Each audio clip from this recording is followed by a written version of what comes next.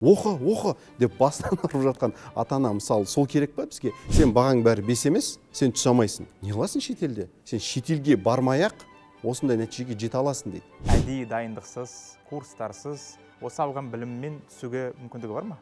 Тіпті мынау біз шетелге түсіруге дайындаймыз деген мектептердің өзі дайындамайды деуге де болады. Көптеген азаматтар сұрауы мүмкін, мен Гарвардқа түсе аламын ба? Егер сен тапсырмасаң, біле алмайсың. Шықпайды бұдан ешкім. Оқытудың да қажеті жоқ. GPA-ді 4-те 4-пен тапсырған азаматты мен әлі күнге дейін есімде жоқ. Менің арманым бар, ұбт-ны ұмытып, жаңа SAT сияқты тест біздің елімізде пайда болса деген сияқты. ұбт-ның нәтижесі шықпай қалса, қол жұмсағанға дейін барған азаматтар болды. Ана университеттің бюджеті біздің Назарбаев университетінің бюджетінен жоғары. Жаңағы 10 мың тұратын ауылдағы университеттің бюджеті Назарбаев университетінен артық. Иә.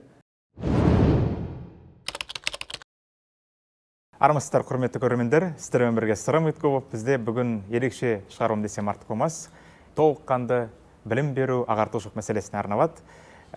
Жалпы баланы шетелге жіберу, шетелде білім алу мәселесі әрқашанда өзекті болып көрінгенімен, бүгінгі күні технология дамыған кезде, әлеуметтік желілер дамыған заманда әсіресе көкейкесті болып тұр. Жалпы баланы шетелге жіберу неден басталады? Оны қалай дайындау керек? Оны бүгінгі күні мектепте оқып жүрген баланың қабілеттерін қалай дамытып, оны дұрыс бағытқа арнап, Кембридж, Гарвардты уәделететін көптеген курстар, тренингтің арасында қалай адаспай, өзінікін тауып, өзінің орнын, бағытын тауып, шынайы жалпы әлемдегі дейміз ғой, халықаралық деңгейдегі армандаған, алдына мақсат қойған жоғары оқу орнына қалай түсуге болады деген сұрақ әрине бүгін сондай өте үлкен өзекті мәселеге айналып тұр. Сол осындай сұрақтарға біз бүгінгі біздің қонағымызбен болашақ стипендияның иегері, Америкада тіркелген халықаралық ментор, ұлттық колледж қабылдау комиссиясының мүшесі, яғни National Association for College Admission деп айтамыз. Флорида университетінің PhD докторы, сол жерде қазір оқып, отбасымен өмір сүріп жатқан танымал ментор Бұрхан Әдіханов бүгін бізде қонақта, подкастымызда. Бұрхан, қонақ болып келгеніңізге үлкен рахмет. Қош көрдік. Жалпы білесіз бе, қазір жаңа айтып өткендей, шетелге түсетін бала бұл кім картинасы, портреті.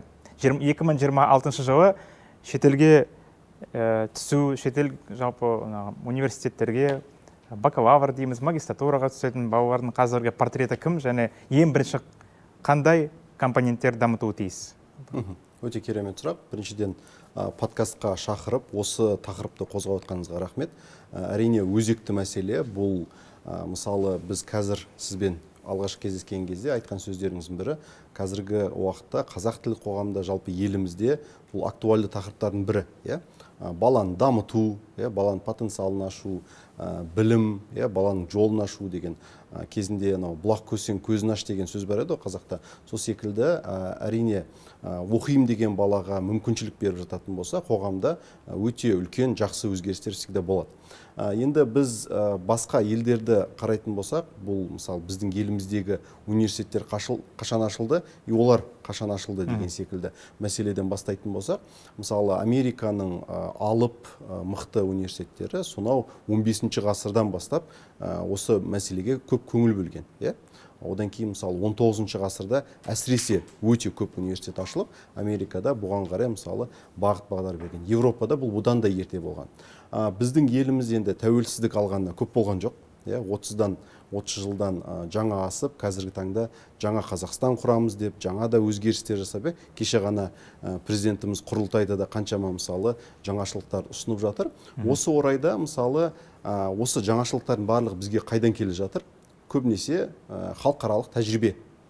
Біз мысалы жас бала кімге қарап өседі? Өзінің әке-шешесіне қарап өседі. Ең үлкен мәселесі өзінің әке-шешесіне қарап өседі. Біз де мемлекет ретінде солай не қыламыз. Осы орайда оқудың, білімнің, дамудың қаншалықты маңызды екенін астын сызу керек. Енді адамның портретіне келетін болсақ, шетелге түсетін адамның портреті. Негізінен мысалы маған консультацияға жазылған көп азаматтардан әртүрлі типтегі азаматтар бар. Бір азаматтар жаңағыдай консультацияға бірнеше жерге барып, жоқ, сен түсе алмайсың деген азаматтар бар. Ойлаңызшы, мысалы ата-анасымен бала барады, белгілі бір экспертке, міне баламыз Америкада оқығысы келіп жатыр, сол елге барып өзін дамытып, осы мамандықты меңгергісі келіп жатыр деп барған кезде, қарайды да балаңызға, сен балаң түсе алмайды дейді. немесе мектептегі жаңағыдай қазір колледж канцлер немесе жаңағыдай профориентолог деген дамып келе жатыр. Солардың өзі айтады да балаға, сен бағаң бәрі 5 емес, сен түсе алмайсың. Сонда мысалы қоғамда бағаң 5 болмаса түспеу керек пе деген секілді сұрақ пайда болады. Негізінде олай емес. Негізінен шетелге түсіп кетіп жатқан адамдардың статистикасын қарайтын болсаңыз, отличниктерге қарағанда, мынау хорошист дейміз ғой біз, бағасын барлығы 5 емес, бағасын бәрі 5 емес. Определенный сабақтары 5, кейбір сабақтар 4-те болуы мүмкін, бәлкім, бірақ ұмтылатын бала, өзінің алдыға қойғанынан табынбай, алдыға қарай еңбек ететін адамдар көбірек түсіп жатыр. Бұл даже университетте де сондай. Мысалы, маған келген көптеген азаматтар магистратураға тапсырған кезде, біз енді қазір GPA деген ұғыммен қараймыз. GPA-ді 4-те 4-пен тапсырған азаматты мен әлі күнге дейін есімде жоқ. Түсініп жатсыз ба? Яғни ондай мысалы қызыл дипломмен кетіп жатыр, там Гарвардқа ұмтылып жатыр деген азаматтарды мен көп көріп жатқан жоқпын. Наоборот, университетте мысалы бір нәрсені ұнаған болуы мүмкін, бір нәрсе ұнамаған болуы мүмкін, бірақ алдына мақсат қойып, мен өсемін, карьерамда бір нәрсе жасаймын, бір өзгерістер өмірімде жасаймын деген азаматтар соған қарай ұмтылып жатыр. Бұл әрине, бұл тек қана шетелде оқу білімнің көрсеткіші емес, бұл адамның өзінің потенциалын ашу. Бір қазір психологияда визуализация деген ұғым не болды ғой? Қалай айтам? Кеңінен тарады.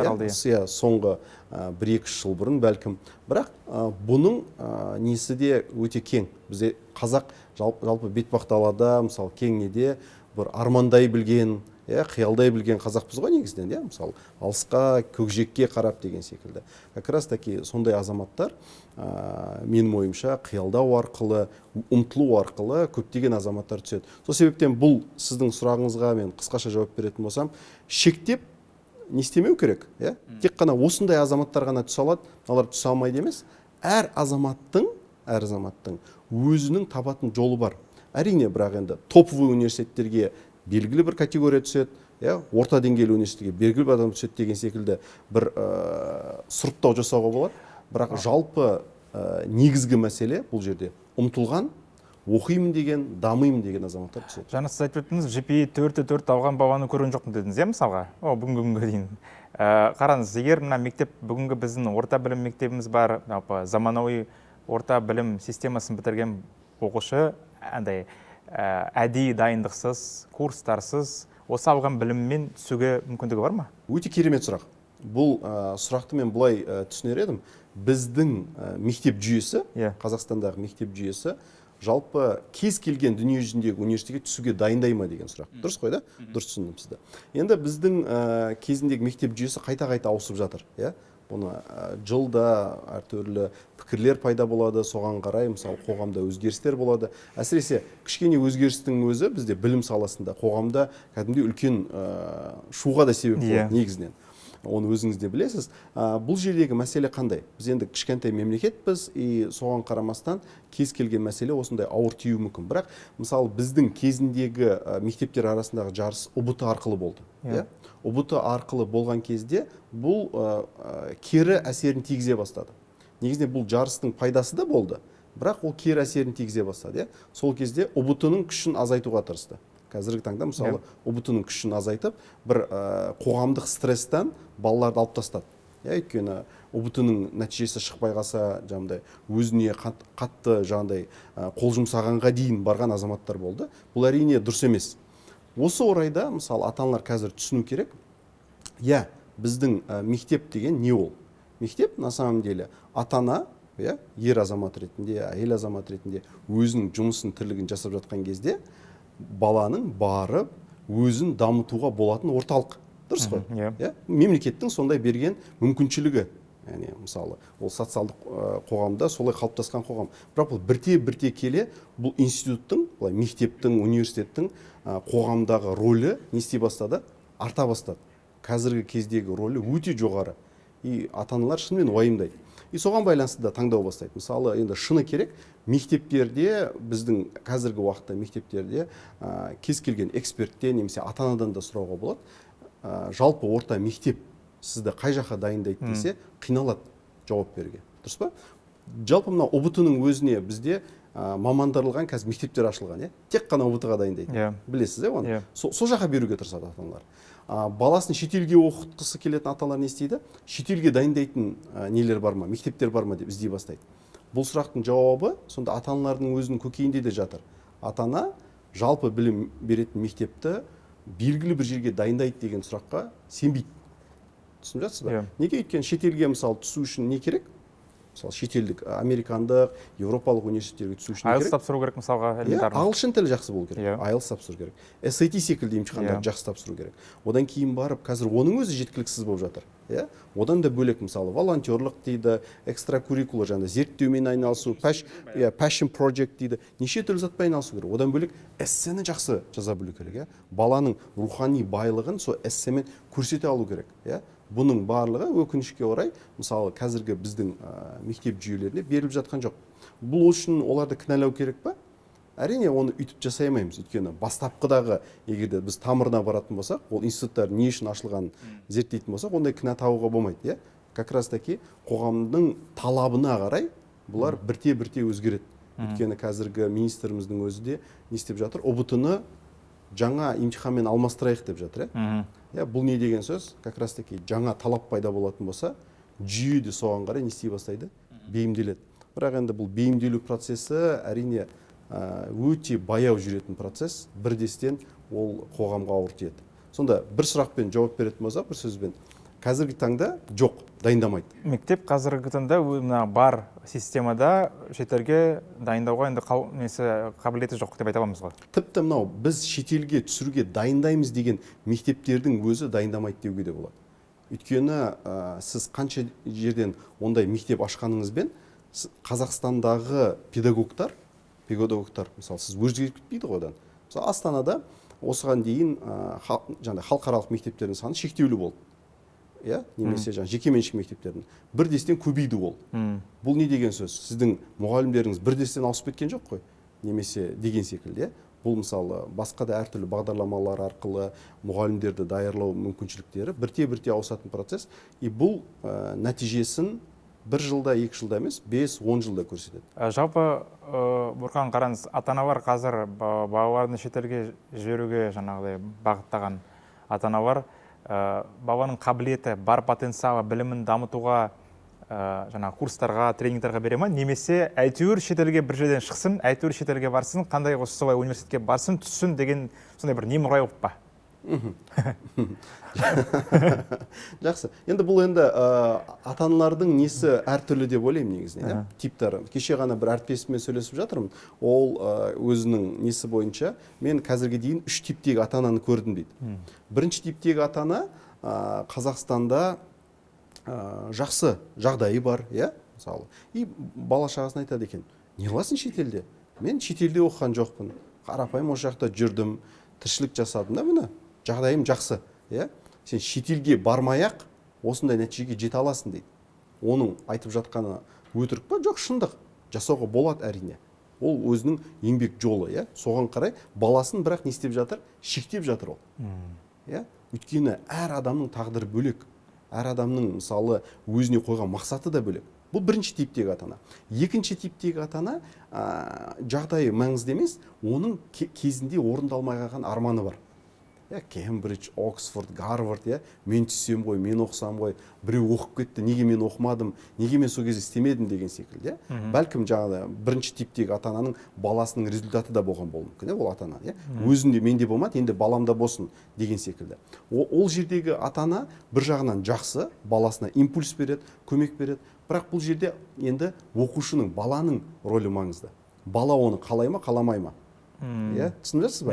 Оқы деп басынан ұрып жатқан ата-ана мысалы сол керек па бізге? Немесе балаға сенетін и балаға мысалы махаббатымен жаңағыдай несін беретін ата-ана маңызды ма?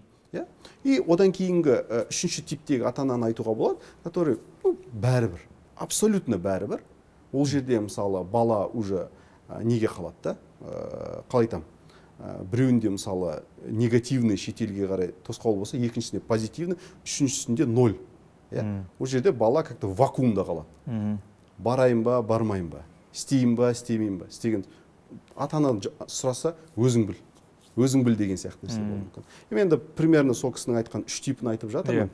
Бірақ бұл жердегі маңыздысы ата-ана ретінде, қоғам ретінде біз қазіргі таңдағы жастарға, балаларға бере алатын ең үлкен мәселеміз ол сенім. Сену оларға, қателессе де, түссе де, түспесе де, ең бірінші бере алатын затымыз сенім. Сен жасай аласың. Екінші бере алатын нәрсеміз мүмкіншілік. Оқу мүмкіншілігі. Оқы. Мысалы қанша мандаттар бар? Оқы. Ізден, тап өзіңнің өміріңді. И үшінші мәселе, наверное, қоғам ретінде махаббат.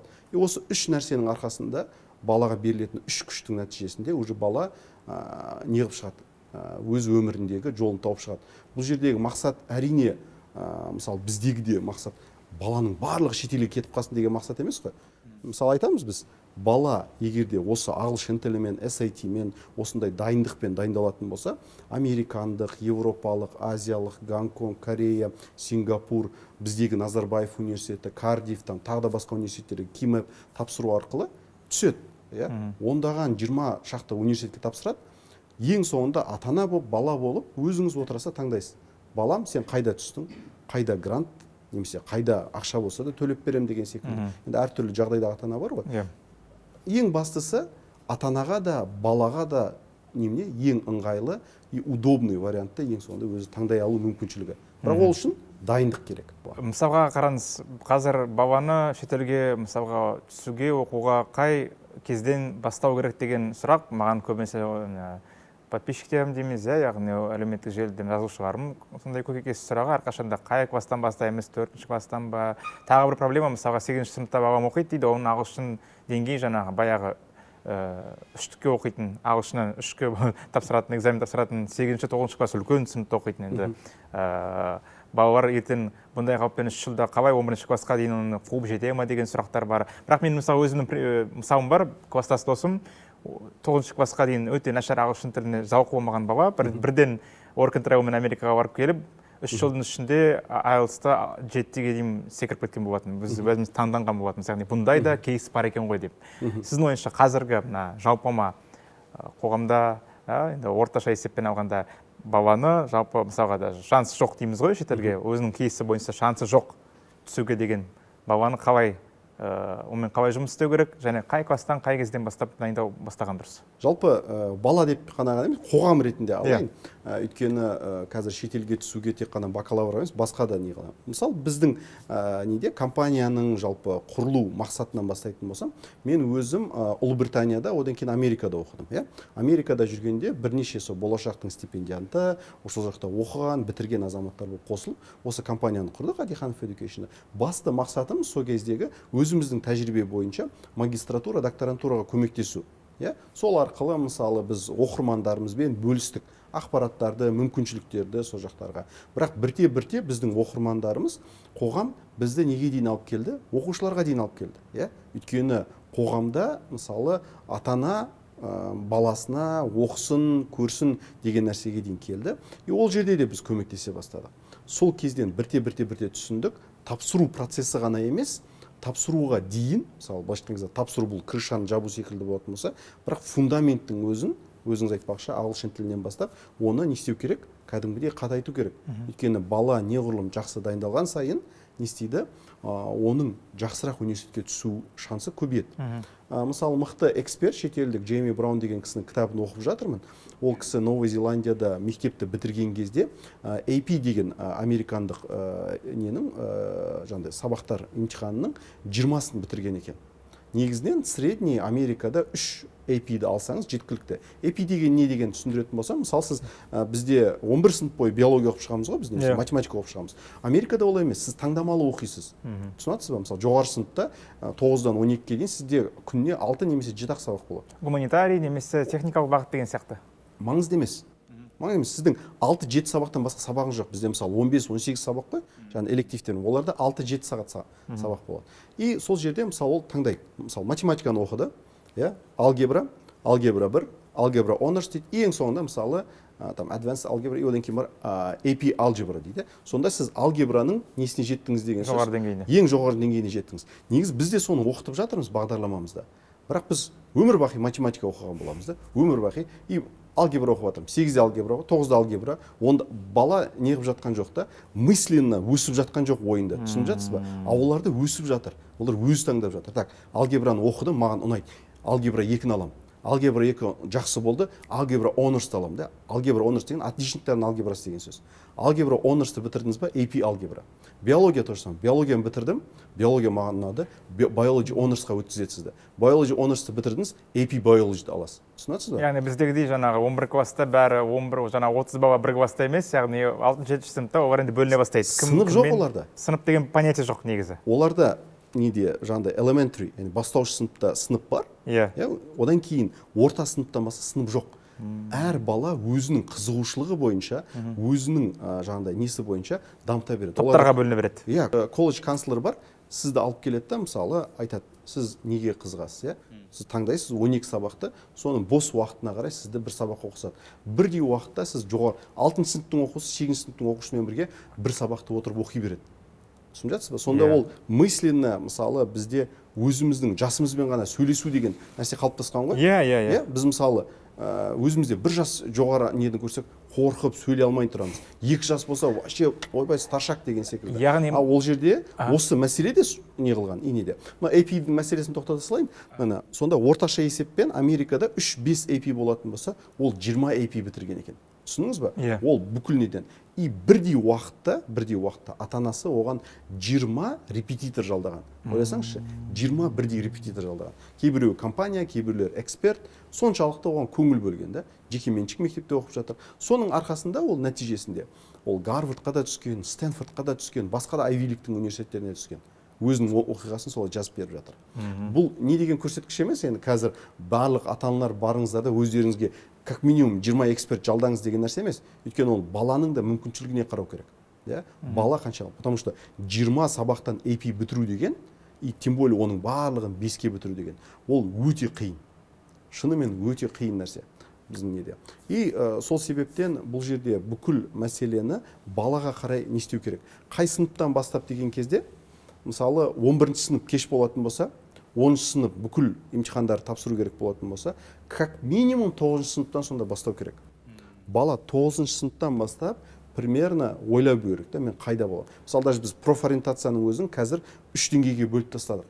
Біріншісінде мысалы профориентацияда бала тест тапсырып бағытты анықтайтын болса, потом 1 жыл бойы сол бағыт бойынша жұмыс жасау керек. Passion project, research project, әртүрлі стажировка, summer programs, летний программа деген секілді заттардың бәрін айналысу керек. Одан кейін екінші этаптағы профориентация 1 жылдық жұмыс жүрді ғой. Одан кейінгі жылдағы профориентацияда басқа қабілеттер бойынша, навык бойынша тесттер бар. Соны анықтау керек. Сонда егер де сіздің таңдаған бағытыңыз бойынша сіз ұнады сізге, одан кейін барып сіз ана қабілетті анықтағаннан кейін соның ішінде қандай қабілетіңіз жақсы дамыған. Мысалы инженер болғыңыз келеді сіздің, Сізді 1 жыл бойы гонять еттік, сонымен әртүрлі жобаға қатыстыңыз, барлық нәрсе қызық. Одан кейін 1 жылдан кейін барып уже басқа тестті сізден қабылдадық, тоже психологиялық, бірақ қабілетіңіз бойынша. Сол кезде сізден анықтадық. Бір бала более усидчивый, бір бала более лидерский качествосы бар, Сонда лидерский качество и инженерингті алатын болсақ, қандай мамандық шығады бізде? Инженеринг менеджмент деген бағдарлама шығады. Түсінсіз? А екінші бала, егер де ол более усидчивый, инженер деген алды, қызығады, онда компьютерға барсын, компьютер сайенсқа барсын, AI-ға барсын, басқа инженерингке барсын, электрик инженеринг. Более мысалы конструкция құрауға жақын тағы да бір қабілеттер болатын болса, тоже инженерингтің ішінде де бар, construction инженеринг деген секілді. Түсініңіз ба? Сонда ол екінші деңгейдегі. Одан кейін дамытып уже 3-ші деңгей. Түсініңіз ба? Бұның барлығын дамытуға дәл сол секілді, мысалы, дайындық процесінде де. Бұл дайындық процесі тек қана ағылшын тілімен шектелмейді, немесе тек қана емтиханмен шектелмейді.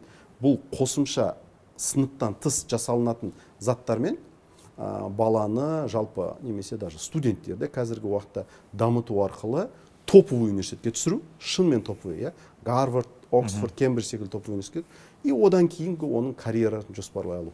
Жалпы жаңағы айтып өткен тезис өте қызық екен, яғни 7-ші сыныпта, енді 7-ші сыныпта демей қойық, 13 жастағы мысалға алгебра оқитын бала өзінің деңгейін дамытқаны соншалықты, жаңа 17-тегі 11-ші сыныпта, біздегі 11-ші сынып оқитын баламен бірге бір деңгейде болып, бір топта оқи алады Америкада.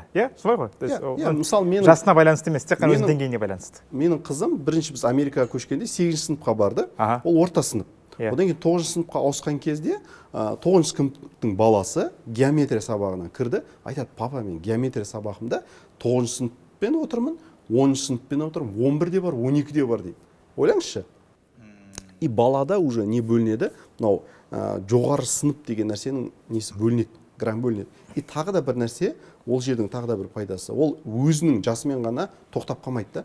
12-ші сыныптағы баланың немесе 11-ші сыныптағы баланың мақсатын көріп отырады. Сен қайда түсесің, түсу үшін не істеп жатсың деген секілді сұрақтарға да сол жерде байланыс алады. Менде значит бірінші класста сол америкалық системамен көшіп кеткен екенмін. Мен бірінші сыныпта оқыған кезде, бірінші сыныпта 2 ай ғана оқып, минутына 168 сөз оқыған болатынмын. Сол кезде біздің мұғаліміміз, сен бірінші сыныпта шаруаң жоқ, екінші сыныпқа бірден секіре бер деген екен. Сосын мен қараша айында 3 айдан кейін бірден екінші сыныпқа секіргенмін. Сонда мен қазір ойлап отырмын да, ең жас болғам, яғни бір 94-ші жылғымын, 93-тен бірге оққанмын. Қазір ойласам, сол америкалық системаның бір 0,5%-ын бірінші сыныпта оқып үлгерген екенмін. Сіздерде бірінші сыныпта орын болмай қанша? Иә. Жалпы білесіз, өте қызық тақырып. Егер нені алатын болсақ, жаңағы бакалавриат дейміз, магистратура, докторантура бойынша сіздер, яғни қызмет көрсетесіздер дайындық бойынша. Қазіргі кезде қай бағыт ең көп сұранысқа ие, әсіресе магистратурада? Яғни бізде, мысалы, мен өзім оқып жүрген кезде, білмеймін, 11-ші жылы бәрі юрфакқа түсетін. Юрфак, экономфак. Екі-ақ қана не болатын бізде мамандық. Сен юрфакқа түспесең адам болмайсың, яғни гуманитарий немесе экономға түсу керек болды. Әзіл бар еді, таслақтырсаң юристке, таслақтырсаң экономистке тиеді деген. И басқа мамандықтарға, яғни өз еркімен түспейтін балалар, баяғы сол ОБОТ-дағы шыққан балдың нәтижесімен қай жерге мені грантқа қабылдады деген сұрақ, андай не болатын, камень преткновения дейміз ғой, ең басты шешуші өкінішке орай факты сондай болатын да, яғни бұл масқара әрине ойлап көрсек. Қазір ол системаны енді өзгертейін деп жатыр, бірақ енді сұраққа қайтып келетін болсақ, қазіргі кезде қандай мамандықтар, жалпы бағыттар сұранысқа ие? Бұл жалпы қазіргі таңдағы қандай мамандықтар сұранысқа ие деген сұрақтың жауабы негізінен былай. Грант қай жақта көп, ол мамандықтар сұранысқа ие мамандықтар емес негізінен. Түсініп жатсыз ба? Бұрынғы уақыттан, сіз айтып жатқан уақыттың өзінде юрфак пен экономфакқа әрдайым гранттың саны аз болды. Сол аз грантқа барлығы таласты. Адамдар ол мамандықпен даже немене ақылы түрде оқуға дайын болды. Қазір де солай. Бұл деген сөз не емес, ол мамандықтардың несі төмендеген жоқ. Олар әлі де маңызды. Бірақ олар, мысалы, о жаққа барған түскен азаматтардың карьерасы неге байланысты? Тек қана жоғарғы деңгейде карьера жасасаң, сол кезде маңызды. Енді инженерлерге келетін болсақ, қазіргі таңда, мысалы, осы жылда жасанды интеллект жылы деп жатырмыз да, инженерлерге көп көңіл бөліп жатыр. Қазір болашақ бағдарламасының аясында анализ жасайтын болсақ, өйткені болашақ бағдарламасына бүкіл министрліктер не жасайды? Өздерінің жаңағыдай несін береді, қажеттілігін береді, қажеттілік бойынша ұсыныстарын береді. Бізге осыншама жаңа маман қажет елімізге деп. Соған саралап олар примерно бағыттарды анықтайды. Соңғы 2-3 жылдың несі бойынша статистикасын қарайтын болсақ, болашақ бағдарламасы медицина саласына және инженерлік техникалық салаға өте көп көңіл бөліп жатыр. Осы жылға одан да көп көңіл бөлейін деп жатыр. Өйткені осы желтоқсан айындағы отырыста жасанды интеллект деп келесі жылды қабылдады. Плюс еще мысалы 60%-дан 70%-ға гранттың саны тағы да не қыламыз деп. Осы уақытқа дейін болашақ 60%-ды мысалы инженер-техникалыққа берсе, келесі жылға инженер-техникалық уже 70%-ын құрайды деп не істеп жатыр. Бірақ бұл жерде мынандай нәрсе де бар. Мысалы, анализ жасаймын ғой енді. Осыдан бір мен оқыған кездегі болашақ бағдарламасы арқылы инженер-техникалық пен қазіргі инженер-техникалықтың ішіндегі мамандықтар кішкене өзгеше. Мысалы, мен болашаққа тапсырған кезде менің мамандығым биотехнология немесе биоинженерия. Бұл не мамандық еді? Естественные науки мамандық еді. Дәл қазір бұл инженерно-технический мамандық. Түсінесіз ба? Сол себептен қазір бізді көріп жатқан, подкаст көріп жатқан азаматтар болатын болса, ойлап қалуы мүмкін, менің мамандығым техникалық емес, маған ешкім көңіл бөлмейді деген ой болмау керек. Өйткені қазіргі таңда кез келген нәрсеге жасанды интеллект маңызды болып жатыр. Кез келген нәрсені технология арқылы зерттеу, автоматизация жасау маңыздылығын артып жатыр. Сізбен жәнедегі сөйлескен біздің финансымыз болсын, экономикамыз болсын, жаңағындай заңымыз болсын, соның өзі технологиямен, когда междисциплинарный предмет болған кезде, естественный, жаңағындай немесе социальный жақтан ол бірдестен қайда өтіп кетіп жатыр? Инженер-технический мамандық өтіп жатыр. Простой, мысалы, биология ол уже не емес, инженер-техника емес, ол естественный науки. Химия емес, экология емес, заң емес, да, бірақ солардың технологиямен ұштасқаны, да, немесе жасанды интеллектпен тағы да басқа технологиямен ұштасқан нелері, которые заманауи талапқа сай мамандықтары қазіргі таңда актуальды, және соған біздің елімізде көп көңіл бөліп жатыр, и шетелде де мүмкіншіліктер соған қарай артып жатыр. Неге біз шетелде оқуымыз керек деген мысалы сұрақтың бір жауабы, шетелде мамандар өте көп, шетел жаңа нарықтың талабына тез бейімделеді, және ол жерде мысалы сіз бір жылдан кейін жаңа және өте үлкен сапалы бағдарламаны көре аласыз. Түсінесіз бе? Біз ChatGPT енді былай көріп, былай қолдануға болады екен ғой деп жатқан кезде Америкада жаңағыдай жаңа мамандықтар тұрады. Түсініп жатсыз ба? Олар қазір біз жасанды интеллектті қазір мектептерге үйретеміз, университеттерге үйретеміз деп жатқан кезде, ол жақта соны құрастыратын бағдарламалар ашылып тастаған. Бізде қазір жасанды интеллектпен енді проблема көріп жатыр, керісінше, яғни ChatGPT-мен жасалған дипломдар, ChatGPT-мен жасалған диссертациялар, антиплагиатты өтіп кететіндей пробпен жасалған диссертация мен эсселер, яғни осылармен мысалға батыста Американ системасында бұл енді қалыптасқан система ғой, бізде мысалға бұмен әлі енді көптеген профессорлар, докторлар бұдан не көріп жатыр қазір бізде? Проблема көріп жатыр. ИИ-дің, яғни ЖИ дейміз, жасанды интеллекттің кері әсерін тигізіп жатыр. Мысалға ақш-та ондай проблема қазір жоқ қой? Қараңыз, мен осыдан бір ай бұрын қателеспесем, неге как раз таки сіз айтқан накактың жиналысына қатыстым. Ол жерде бұл жасанды интеллекттің қолданысы деген тақырыптарды қозғады, и университеттердің студенттерді, талапкерлерді қабылдау механизмінде AI қалай қолданып жатыр. Сол кезде көптеген университеттердің анализ жасалған, соның ішіндегі топ университеттердің біреуі University of North Carolina Chapel Hill 2022 жылдан бері белгілі бір admission process дейді, кейбір этаптарда жасанды интеллектті қолданады екен. Өйткені олардың 2022 жылы репорт дейді, нелердің нәтижелерін шығаратын платформаның системасы өзгерген. Содан уже журналистер анализ жасап отырып не істеген. Сондай пайымдауға келген. 2022-ден бері бұлар қолданады уже. Нью-Йорк университетінің admission процестегі адамдар айтты, біз қазіргі нарықтағы компаниялардың осындай продукттарын қолданамыз. Біз айта алмаймыз сізге именно қай моментте, потому что біз оны жарияламаймыз деді, бірақ оны біз қолданамыз. Өйткені ол көптеген процестерді бізге жеңілдетеді деп ашық айтты. Түсінесіз ба? Бірақ олар этикалық норманы дұрыс ұстай біледі. Дәл сол секілді оқып жатқан студенттерге де айтылады. Мысалы, сіздер жазып жатқан жұмыстарыңызда AI-ды қолданбауларыңыз керек деген секілді. Оны тексеретін негізі құрылғылар қазір өте көп. AI жазып беретін болса, AI-ды тауып беретін жаңа антиплагиат. Сондай нелер де өте көп. Бұл негізінен бұндай мәселелер әрине бастапқыда қиындық секілді көрінгенмен, бұл қоғамға жаңа импульс береді. Түсініп жатсыз ба? Бұл нәрсе бар, біз онымен өмір сүреміз. Мысалы, осы уақытқа дейін мен мектепте оқыған кезде біз реферат жазатын тұғымыз. Реферат дегеніміз не? Барасын, қазіргі мысалы жастарда мектеп оқушыларына сұрасаң түсінбейді оны. Кітапхананы ашасын, кітапты ашасын, и кітаптан қолмен көшіресің. Компьютер жоқ, қолмен көшіресің. Екіншісін ашасын, екіншісін көшіресің. Осы міне. Бұл кейін кезде компьютермен жеңілдеді. AI бұны қазір сізге 30 секундта жасап береді. Бірақ зерттеп не қарасаңыз өтірік жасап береді көп уақытта. Сол кезде адамның белгілі бір мәселеге ақылдасу үшін қолдануы мүмкін, бірақ оны да қолданудың нормасын білу керек. Біз қоғам болып бірте-бірте келеміз. Мысалы, соның да шешімін қалай тауып жатыр? Біз көптеп, мысалы, 500 ғалым арқылы біздің жоғарғы оқу нелерін, профессорлар университеттерді біздің еліміз шетелге жіберіп жатыр. Не үшін?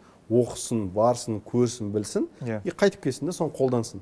Олар қалай істеп жатыр? Қалай шешім тауып жатыр? Соны біздің елге енгізсін деген секілді. Мен есімде негізінен, мысалы, мен болашақты жеңген кезде, сол кездегі ең ұзақ қазірге дейінгі председатель болған кісі ғой, Жанболат Мелдешев деген кісі, болашақтың председателі болды. Сол кісіден сұрадым, мен осынша университетке түстім Англиядан, 7 университеттен шақыртуым бар, қайсысына барайын деп сұрадым. Сол кезде ол кісі маған өте қызық жауап берді. Бұрхан, сен қазір мынаның ішінде қайсысына барғаның, немесе ол жерде мысалы осындай нәрсе істегенің емес, менің ойымша Америка, Англия сияқты нелер өте үлкен дамып кеткен. Ол жаққа барған кезде сен бір жаңа бір космосты ашам емес, ол жаққа барып көбінесе біздің елімізге алып келуге болатын нелерді көре алатын болсаң, соны елімізге алып келіп енгізе алатын болсаң, бұл ең керемет нәрсе. иә, біздің қазіргі болашақ бағдарламасы. Потому что 1 жылдың ішінде немесе 3 жылдың ішінде сен мысалы бір Нобель сыйлығын алатын жаңалық ашпауың мүмкін. Бірақ сен сол жақтағы жүйені үйреніп, әдісті үйреніп, соны осы жаққа адаптация жасай алатын болсаң, бұл өте үлкен көрсеткіш. Осыдан бір сұрақ туындайды, қызық. Жалпы мына ата-аналардың балаларды шетелге жіберудің тағы да бір себебі қаншалықты жаңағы жоғары білім емес, ел көрсін, жер көрсін дегеннен бұрын мына ой өрісі дейміз, мышление, яғни тіпті менталды, моральды құндылықтардың кішкене өзгеруі, жаңағы бос әңгіме емес, ғылым білімге, ағартушылыққа кішкене бейімдеп дегендей, сондай, яғни идеологиялық тұрғыдағы өзгерістерді сұраныс бар. Қалай ойлайсыз, бұл стереотип па? Жалпы шетелде оқып келген баланың жаңағы ой өрісі өзгеше болады, қайтып келгеннен кейін ол басқа адам болып қайтып келеді деген сияқты, немесе бұл бәрі жалпы шынайы, қанша дегенмен тіпті Кембриджде оқып келмесе де, олардың деңгейіндегі бір төмендемей қойық, енді орташа тіпті вузды бітірген бала, қанша дегенмен ол біздегі тіпті магистр докторанттармен пара-пара болып келмей ме деген. Қараңыз, өте жақсы сұрақ негізінен. Өйткені мен қызымның несінен жауап берейін. Қызым мысалы осы жерде қарапайым мектепте де оқыды, одан кейін барып жекеменшік мектепте де оқыды. Жекеменшік мектепте оқыған кезінде есімде, бұлар әр сенбі-жексенбі қыдыратын тұғын. Сенбі-жексенбі бұл жерде жаңа white party, pink party деп киім сатып алып жүреді соған. Сондай болып кетті. Одан кейін біз Америкаға бардық. Мен жаңа жұмыс барысымен, оқу барысымен барған кезде, ол жердегі жаңа сенбі-жексенбі күндері хабарласқан кезде, сенбі күні айтады, менде қазір кітабымды бітірейін, потом шығам дейді. Қарасаңызшы, бір досы болды, тенниске бірге барады, и өте көп кітап оқиды. Аптасына кем дегенде 1 немесе 2 кітап бітіреді. Үлкен-үлкен. И бұл баланың ойында кәдімгідей өзгеріс туындатады. Бұл жерде сіз ата-ана ретінде балаға кітап оқы деп айтуыңыздың қажеті жоқ. Оның сыныптастары, достары кітап оқып жатыр. Окружение дейміз ғой. Бұл кәдімгі, мысалы біздің идеологияда сразу Америка деген қоғам бұзылып кеткен қоғам, олар там анау-мынау, бірақ мен барып көрдім, мысалы ата-аналар қалай балаға көңіл бөледі, кәдімгідей күнделікті теннисына, жарысына, жаңағындай хоккейіне баруына, қатысуына, кітап оқуына қандай мүмкіншіліктер сыйлайды. И бала да спортпен қатар осындай заттармен де айналысады. И бала соны көріп өседі. Жексенбі күні хабарласады, жексенбі күні жоқ, мен бүгін шіркеудемін. Түсінесіз ба? Балада жоқ, неме. Тағы да бір күн демалыс күні хабарласады, бүгін мен әжеммен біргемін. Мысалы бізде қаншама бала әжем келді деп қыдыруды тоқтатады. Тоже сұрақ та, мысалы, мен бүгін әжем келді, мен ешқайда шықпаймын, целый день әжеммен бірге боламын. Баланың жауабы, біз таңғалдық жалпы. Американың қоғамындағы бір баланың біздің қызымызға осылай жауап берген. Бұл сонда тек қана ол жақтағы университет емес, профессор емес, сол жақта сіздің жүрген уже таныстар, адамдар, сол жақта қоғамдағы адамдардан да сіз не ала аласыз? Көп нәрсе. Барлық адам керемет емес. Мысалы, Қазақстанда да барлық адам әрқайсымыз әртүрліміз ғой. Америкада сондай. Бірақ солардың ішінен именно сондай азаматтарды көре алу, біле алу, и соны өзіңізге мысалы не алу, жақсы жағын үйрене алу, бұл жақсы қасиет. Тіпті де жаңағыдай енді асып баратқан университеттер емес, жай орта деңгейдегі оқу орындарының өздерінде дейсіз ғой, жаңағы қалыптасқан мәдениет. Мен сізге былай айтайын, мен бірінші барған кезде University of South Dakota деген жерге бардым. South Dakota деген ол жердегі әзіл бар даже. Бухгалтер айтқан тоғы маған да, HR и бухгалтер, сен бізді картадан қайдан таптың? Бізде американдықтар даже біздің, бар екенімізді кейде ұмытып кетеді деген секілді. Сондай штат. Ол Нью-Йорк емес, Флорида емес, Техас емес, Саус Дакота. И сол жердегі University of South Dakota негізгі университеттері, бірақ сол университет, мысалы, орналасқан жері 10,000 адам тұратын қалада, қалашық, енді ауыл ғой, бірақ сол жақта орналасқан. Оның стадионның өзінің салуына $10 миллион жұмсаған олар. Ойласаңызшы, стадион, просто футбольный стадион. Сол сияқты қаншама стадионы бар оның. Ана университеттің бюджеті біздің Назарбаев университетінің бюджетінен жоғары. Жаңағы 10 мың тұратын ауылдағы университеттің бюджеті Назарбаев университетіне артық. Менің профессорым Гарвардта 6 жыл, MIT-да 6 жыл, Гарвардта 3 жыл жұмыс істеп, сол университетке келіп жұмысқа тұрды. Түсініп жатсыз ба? Қандай деңгейде? Қызық. Мен сол кісінің лабораториясында жұмыс істеуге бардым. Бұл мен сізге айтып жатқан университет рейтинг бойынша, жаңағыдай біз QS деп айтамыз ғой, 1000-қа кірмейді ол. Түсінесіз ба? Потому что Америкада көптеген университеттер рейтинг үшін ақша бермейді. Бұл рейтинг деген QS болсын, Times Higher болсын, бұлар просто немене белгілі бір мөлшерде ақша беріледі, бізді де рейтинг үшін тексеріп кетіңіздер деген секілді. Мысалы Гарвард секілді, Колумбийский, Принстон, Йель секілді мықты университеттер бұл үшін кәдімгі қомақты қаржы бөледі, ішіндегі студенттердің соған қатысу үшін көңіл бөледі, соған қалай не қылады. Мысалы мен кейін PhD үшін қосылған University of South Florida көптеген жыл бойы ақша бөлмеген ол мәселеге де рейтинг үшін. Одан кейін бар бір жылы не қылады, бізде халықаралық студенттер санын көбейтейік деп ақша бөле бастайды. 250-ші орыннан 100-дікке бір жылда өтіп кетеді. Түсініп отырсыз ба? Мәселен. Одан кейін келесі жыл уже сразу 80-дікке кіріп кетеді. Бұл деген сөз олардың жыл сайын білімге, ғылымға неге бөлетін қаражаттары өте жоғары. Мен болашақтың тізіміне кіретін де, кірмейтін де университеттердің өте көбін аралап шықтым Америкада. Американың несі енді басқа елдермен салыстырған кездегі университеттердің кампустары, оқитын студенттері өте жоғары деңгейде. Салыстыруға келмейтін жоғары деңгейде. Мысалы мен Шарлотт деген қалада, University of North Carolina, Шарлотт, сол жақта Bobcats деген NBA командасы бар.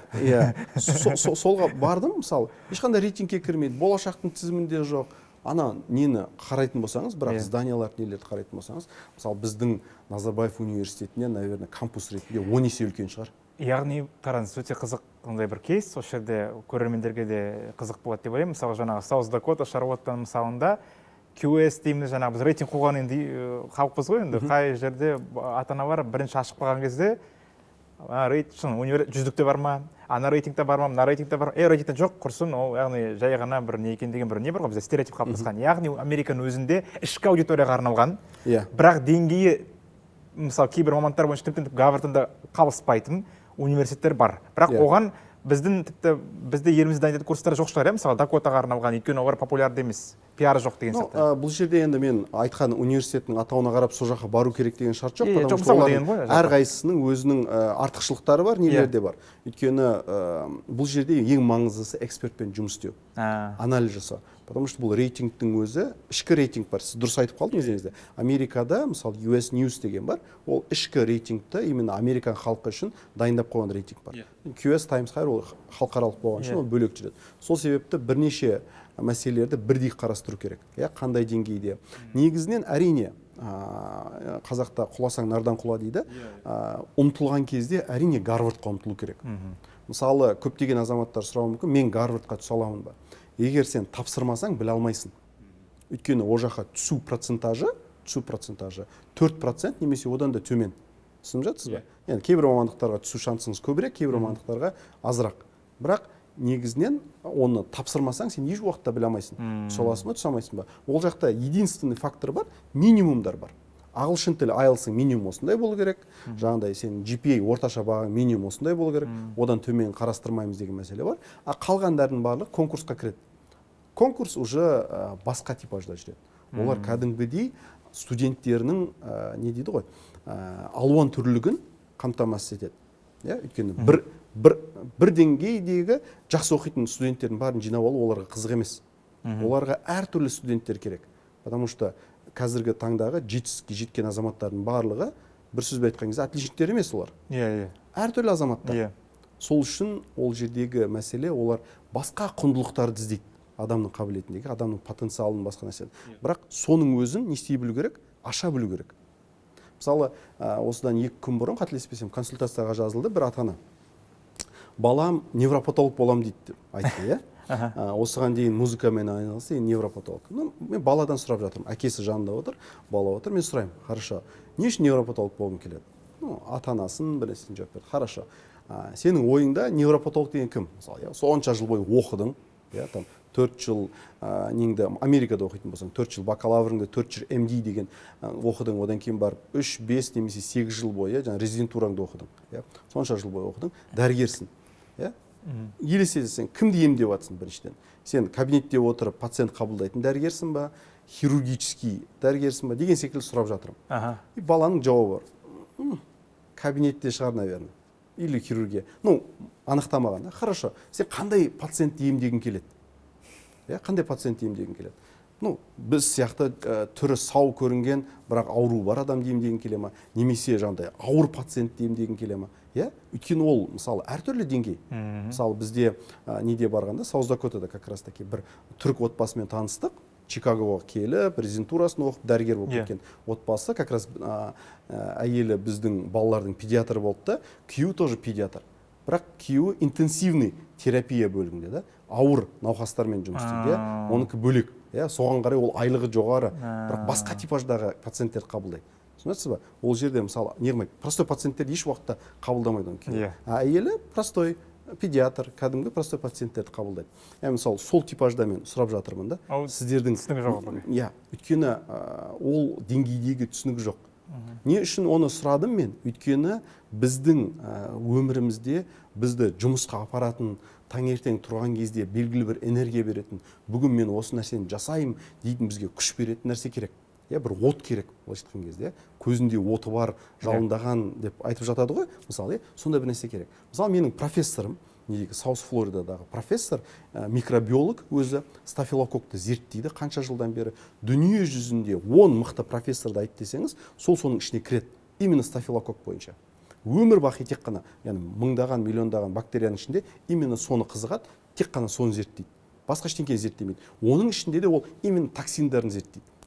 Бөлетін уларын зерттейді. Ол у қалай бөлінеді, не бөлінеді, қалай алып тастаймыз у деген. Соны зерттейді.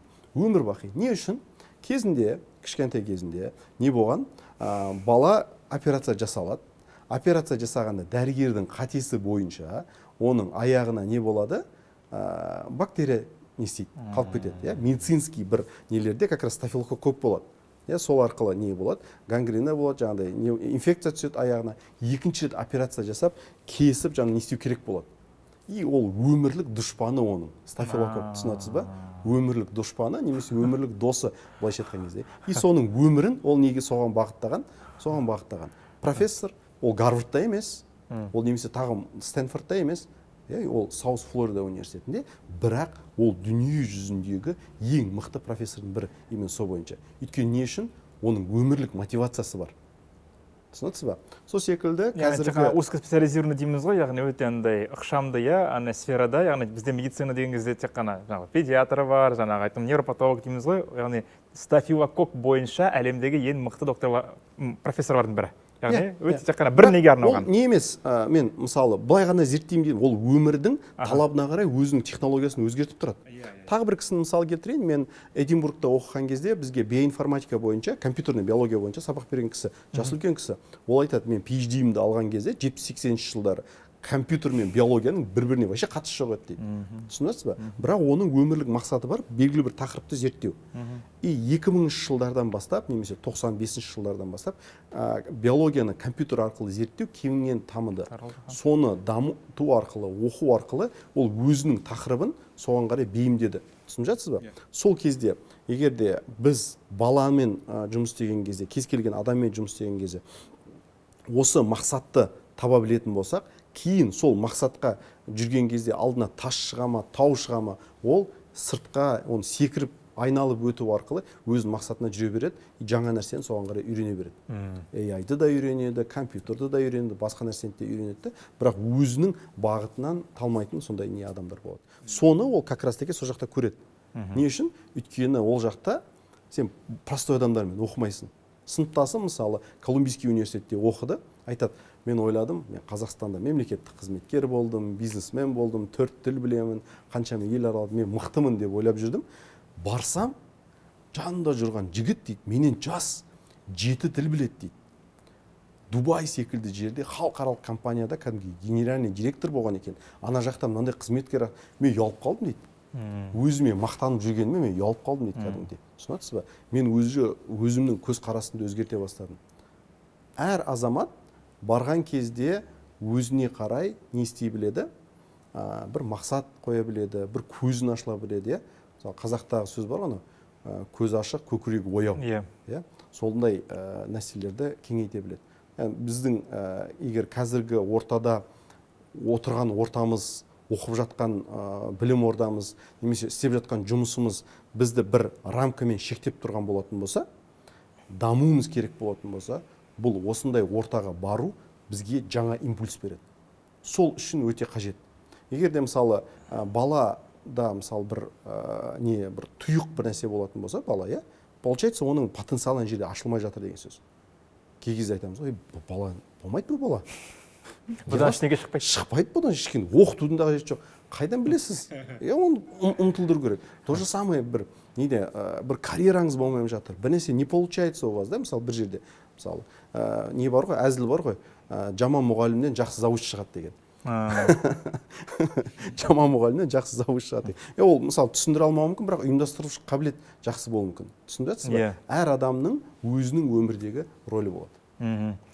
Өте қызық осы тезисті айттыңыз. Жаңағы бізде көп мысал бар ғой, турочниктардың өздерінен мысалға бір белгілі бір сферасына қазір таба алмай жүр екен. Ол керемет спортшы болуы мүмкін, немесе керемет Counter-Strike'та ойнап, әлемде кейбір спорттың әлем чемпионы болып кетуі мүмкін, кім біледі, түні бойы мысалы компьютер клубта жоғалып, сөйтсе оның керемет потенциалы бар екен, мысалға деген сияқты, әрқайсысын табуы тиіс. Соны табуға ынталандыратын сіздер сияқты ментор керек деп ойлаймыз, дұрыс қой, осы табуға өзін жаңағы плюсын анықтап деген сияқты, өзін жаңағы болевые точки дейміз ғой, яғни өзінің қабілетін, яғни ең басты зауқысы болу керек қой, оны айналысуға, оны зерттеуге деген сияқты. Уақыт бөлу керек оған, ынта бөлу керек, соған қарай күш жұмсау керек, и соның нәтижесінде осы нәрсе шығады.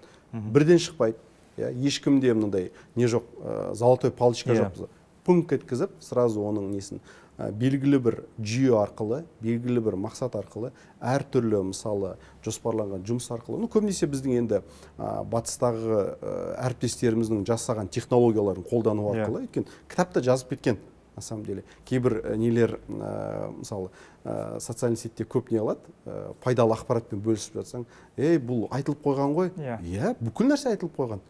Оны ешкім аспаннан ештеңе ойлап табып жатқан жоқ. Бірақ біздің мақсатымыз өзіміздің қоғамға, қазақ қоғамына түсінікті тілмен соны жеткізе алу. Соны несе алу. Потому что қазіргі таңда бүкіл ақпарат қолжетімді. ChatGPT-ді ашатын болса, кез келген азамат, кез келген ақпаратты алады. Бірақ мәселе ол жерде ақпараттың қолжетімділігі емес. Мәселе дұрыс сұрақ сұрай білу. Сіз қандай сұрақ сұрайсыз, соған қарай жауап аласыз. Промпттар бар мысалы, ол жақта сұрай білудің, мысалы былай жазуға болады, бір сұрақ жазуға болады, и ол жауап береді. Немесе былай жазуға болады. Сен өзіңді Гарвардтың профессорымын деп санада, маған осылай жауап берші деген болсаңыз, ChatGPT мүлде сізге басқаша сұрақ жауап береді. Түсінесіз ба? Сол секілді балалармен де жұмыс істеген кезде определенный мысалы жасалынатын жұмыстар бар, және профориентация дедік, университеттердің жаңағындай нелеріне қатысу, виртуальный даже турларына қатысу, жазғы лагерлеріне қатысу, жаңағындай дамыту, балаға жазуды үйрету, эссе. Біз қоғам ретінде өте нашар жазушымыз. Біз жазамаймыз, мысалы, университет сізден сұрайды, не үшін бізге келгің келеді деген сұрақ бар, не үшін біздің университетке келіп оқығың келеді? Өте қалай айтамыз, стандартный немесе төмен деңгейлі жауап диплом. Диплом алғым келеді, карьерамды құрғым келеді. Өте төмен деңгейлі жауап. Сәл жоғарырақ болуы мүмкін, мысалы, мен осынша жылдық химиялық тәжірибем бар, неғып жатырмын, осындай мақсатым бар, сол орайда сіздің білім ордаңыз осындай деген секілді, бұл келесі деңгей болуы мүмкін. Одан да жоғары деңгейлі, мысалы, философиялық деңгей болуы мүмкін, мысалы, жаңағыдай кісінің стафилококкты зерттегісі келген секілді. Бұл одан да, мысалы, ол диплом керек емес оған, немесе оған тағы да басқа нәрсе керек емес. Оған, мысалы, өзінің өмірлік мақсатына жетелейтін бұл университетті бір тепешек ретінде көріп тұр, бір импульс ретінде көріп тұр. Бұл уже жоғары деңгей. Одан да мысалы тереңірек керегі болады, бірақ негізінен осының барлығын қалыптастыра білу керек. Әр азаматта бұл нәрсе бар ішінде бар. Бірақ оны шығара білу, оның барлығы. Менде әрқашанда осы ұбыт тапсырған кезде біздің буында сол спикингпен эссе жетіспейтін, бізде бәрі сол тестпен кетіп, ABCD бізде ең жаманы, ең құрғаны масқарасы ұбытыға пробный тесттарды жаттататын бізге. Яғни біз түсінбей, тек қана мына сұрақтың жауабы, 25, мына сұрақтың жауабы мынандай деген сияқты. То есть автоматизированный әйтеуір бал тапсыру керек, мектепке сенің жоғары бал тапсыруың керек, отчет үшін керек, рейтинг үшін керек баяғы деген сияқты.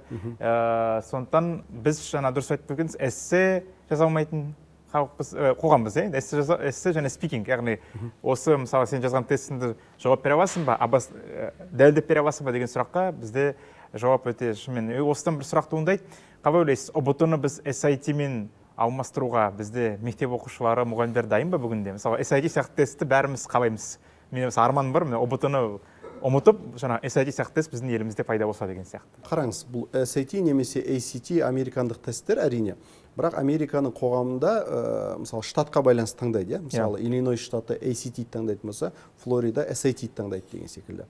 SAT-дің де нелері бар, түрлері бар. Мысалы, жоғары сыныпта алғашқы бірінші, екінші жылы PSAT тапсырылады, бұл preparatory, дайындық SAT деген секілді. Соңғы 2 жылында SAT тапсырылады бала. Бұл бір рет тапсырмайды, жылда, мысалы, кемінде 8 рет тапсыруға болатын имтихан. Платный имтихан, әр мектеп әр түрлі деңгейде төлеп береді. Біреу жылына 1 рет тегін тапсыруға мүмкіншілік береді балаға, екіншісі 2 рет тапсыруға мүмкіншілік береді. Бұл мектептің несіне байланысты. Баланың өзі қанша рет тапсырамын десе, тапсыра беруге болады. Енді бұл жүйеге байланысты негізінен. Мысалы, қаншалықты мысалы сол имтиханды балалар тапсыруға дайын. Егерде қазіргі таңда бірдесен сол имтиханды кіргізетін болсақ, біз балалардың барлығы өте төмен дәреже көрсететін болса, бұл тағы да негативті пікір қалыптасады. SAT-дің қазіргі таңда ол жақта сабжект жоқ, тек қана ағылшын тілі және математика бар. Оның тағы да бір кері әсері болып қалуы мүмкін. Мектептердің барлығы басқа сабақтардың бәрін тоқтатып, тек қана ағылшын тілі мен математикаға ғана көңіл бөлуі мүмкін. Түсінесіз ба? Сол себептен мысалы Америкадағы жүйе, мысалы AP жүйесі бар, AP-мен де имтихан тапсырады балалар. SAT бар. Көрдіңіз ба? Екі нәрсені қойып қойған бір-біріне. Одан кейін мысалы университеттерінде соған қарай талаптар бар. Негізінен кез келген бала келешекті келесі этапқа өту үшін уже дайындықтың фазасын тексереді, соған қарай дайындалады. Ол мысалы неде бар? Кейбір балаларға ол да керек емес. Өйткені мысалы қанша пайыз бала бізде мысалы соған қарай дайындалады. Соны да қалыптастыру керек негізінен. Сол үшін бұл сұрақтың жауабы ауыр. Біз бүкіл жүктеменің барлығын мемлекетке, мектеп жүйесіне ғана емес, өзімізге қарау керек сияқты. Мемлекет бізге жаңағы пән бойынша мұғалімдерді беріп оқытып жатыр ма? Қосымша білім. Мысалы, 100-ден жүйрік, 1000-нан тұлпар болу үшін әр азамат жеке өзіне қарау керек. Өйткені сіз басқалардың арқасына тығылып отырмайсыз. Кейін өмір сүрген кезде басқаларына берген айлықты маған беріңіз демейсіз ғой. Сіз өзіңіз ұмтыласыз, сіз әрекет жасайсыз, соған қарай табысқа ұмтыласыз. Сол секілді мектеп оқушылары да бір сыныпта барлық отличник болмайды. Отличниктер одан кейін тағы да нәрселерге қызыға бастайды. Алдыға қарай ұмтыла бастайды. Шетелге ұмтылатын азаматтар ізденіп өзі соған қарай не істейді. Бірақ әрине соның жанында егерде еліміз SAT-дің дәрежесіндегідей имтихан қалыптастыра алатын болса, балалардың да жүйесі соған жақын болатын болса, бұл өте керемет болады. Бірақ менің ойымша ата-аналар да, балалар да басқа біреуді күтудің қажеті жоқ. Өйткені біздегі ең құнды ресурс ол уақыт. Мен айтып жатырмын, кез келген реформа, кез келген жаңадан келетін жүйе, ол баяу жүреді. Ол көштің жаңағыдай келгенін күтетін болсақ, ұзақ күтіп қалуымыз мүмкін. Сол себептен дәл қазір, қанша жаста болса да азамат, мен енді не істей аламын ары қарай. Мысалы, балам қазір 11-ші сыныпта, все, кешігіп қалдым. Тапсырмай қой деген нәрсе жоқ. Дайындалсын, может, фаундейшнға түседі, одан кейін барып университетке түседі. 9-10 сыныптар әрқайсысы өзінің тоқтаған нүктесінен бастап не жасау керек, соған ұмтылу керек. Тіпті қоғамда бізде 30-дан жасы асқан азаматтар бар, 30-дан жасқа азаматтар. Болашақ стипендиясына кәдімгі үміткер азаматтар. Бірақ олар не істейді? Өзін тоқтатады. 30-жан 40-тан асқан азаматтар сразу тоқтатады да, жоқ, мен уже студент емеспін. Мен студент боламайым. Мен уақытым өтіп кеткен. Күлкілі жағдайда некен. Бізде уже 30-дан 40-тан асқан азаматтар өзін уже басқа бір әлемге кіргізіп жібереді. Олардың әлемінде уже университет жоқ. Түсініп жатсыз ба? Одан да шығу керек. Сізге дәл осы уақытта оқу керек па, керек емес па? Бұл жердегі енді жаппай барлығына бірдей нені қалыптастырудың қажеті жоқ. Барлығы оқу керек, барлығы кету керек деген мақсат жоқ қой. Дұрыс па? Оның ішінде қоғамдағы азаматтар өзінің орнын, рөлін тауып, соған қарай ұмтылу керек. Мысалы, кез келген организацияда, кез келген компанияда сотрудниктер болады. Сотрудниктердің ішіндегі алдыға ұмтылатын сотрудниктер болады. Карьерамды дамытайын, оқиын, мен де алдыға қарай ұмтылайын дейтін азаматтар болады. Істеп жатқан затымда немесе ең мықты мен болайын деген секілді. мұғалім болса мұғалімдікте, дәрігер болса дәрігерлікте, басқа менеджер болса менеджерлікте. Сол кезде оларды көштің ішінен алдыға қарай ұмтылатын нәрсе не? Ол білім бірінші фактор. Білім, диплом, қабілеті, соған қарай адам ұмтылады. Маған оқу керек. Мен ағылшын тілін оқимын, болашақ жеңіп аламын, шетелге барам оқимын. Немесе басқа грантпен. Болашақ единственный грант емес қой біздегі. Басқа да түрлі гранттар бар. Ол жақта конкурс жоғарырақ. Болашақ удобный. Мысалы, өйткені болашақтың өткен жылғы статистикасы жарияланды. 2600-ден астам азамат мысалы тапсырыс берген, соның ішіндегі определенный 650-ге жақын азамат гранттың иегері атанған. Статистикаға қарайтын болсаңыз, мысалы өте удобный. Мысалы мен енді өмір бақи өзім конкурсқа қатысып жүрген азамат ретінде 6-шы сыныптан кейін жаңағындай КТЛ қазіргі бил болды ғой. Сол кезге мысалы конкурс. Сол билдің өзіне конкурс кейбір жылдары 50 орынға 2200 адам таласады деген не болды. Сөйтіп былай қарасаңыз, сонда неден жоғары? Болашақтан жоғары конкурс ол жақта. Ништа да дәл сондай. Түсінесіз бе? Одан кейін барып мысалы болашақтың конкурсы. Президентский кадровый резервке мысалы конкурсқа қатыстым. 18 мыңнан астам азамат мысалы конкурсқа қатысты, соның ішінен тек қана 50 адам таңдап алды. Президенттік кадровый резервке. Ол жерде де мысалы жоғары конкурс деген секілді. Бұл конкурсқа қатысу, мысалы алдыға қарай ұмтылу, өзінің мысалы потенциалына қарай не істеу адамға кәдімгі импульс береді. Сол себептен адамдар қорықпау керек. Ой, жеңбей қалады ғой. Ой, берілмей қалады ғой. Кейбір жылдардағы статистиканы қарайтын болсақ, болашақтың 500 грант берілу керек, бірақ 489 грант берілді. Не үшін? Лайықты адам табылмады деген сөз. Түсінесіз бе? 2000 адам тапсырған болуы мүмкін, 3000 адам тапсырған болуы мүмкін. Получается, ана орынды толтыратын лайықты адам болған жоқ. Тіпті 2000-нің өзінде мысалы жаңа орын табылмады, наоборот. Кейбір өйткені енді әр сала бойынша бөлініп қойған ғой, енді ақшалар енді бір саланың екінші жаққа бере алмаған болар, сол себептен толтырылмаған болар.